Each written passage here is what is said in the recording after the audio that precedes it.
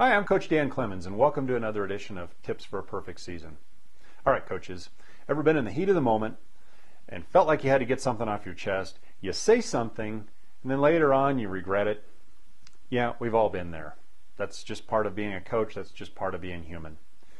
But I think effective coaches and effective leaders and effective people understand the difference between a reaction and a response. And I'm here in my office today because this message today has a lot of application not only for coaches, but I think for managers and people in the workplace. This difference between a reaction and a response.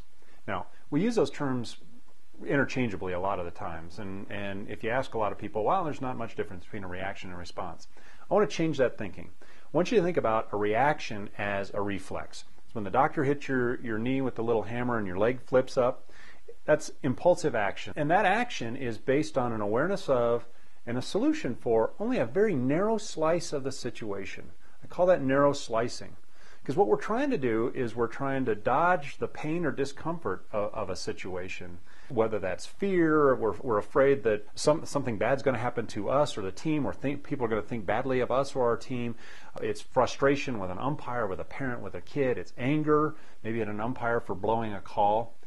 The problem with a reaction is that we're so focused on that we lose sight of our larger goals and objectives. We lose perspective on what's really important to us and the team. And that's where a response comes in. A response is, on the other hand, wise, purposeful action that weighs this perceived urgency, this thing that's burning right in front of us, the kid that misses the cutoff man, doesn't slide at second base, or the umpire that blows a call, or the parent that's confrontational. It balances that with our larger goals and objectives. What do we need to accomplish as a coach, as a team? What am I trying to accomplish? And it's taking action in a way that makes sure that we do achieve our larger goals and outcomes. So, for example, Johnny misses a cutoff man and the winning run scores. Now, you've told him 2-3 times that game and umpteen times in practices up to that point that, Johnny, when the ball comes to you, make sure you hit the cutoff man. Okay, he doesn't do it.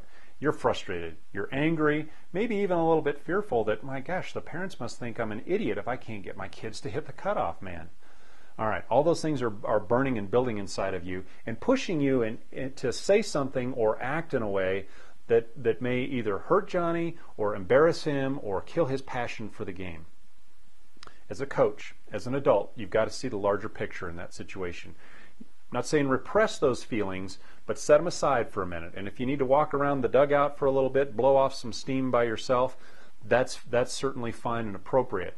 But when you interact with Johnny, you don't want to react. You want to respond. You want to explain to him the situation, and the time may be the next practice. Later on, it's probably not at that time. You want to explain the situation and what he did and how that affected the outcome and instruct him on what he needs to do differently the next time. And so that's responding in a way that should align with your goals and objectives as a coach for the team. We want to build passion. We want to make sure the kids learn something. We want to make sure they're having fun. And so as a coach and an adult, you got to make respond a habit and try not to react to those things that really bug you in a situation.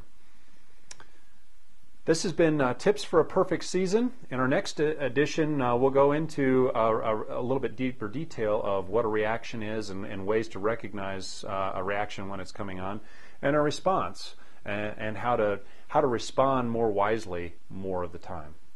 So thanks for tuning in, and here's to your perfect season.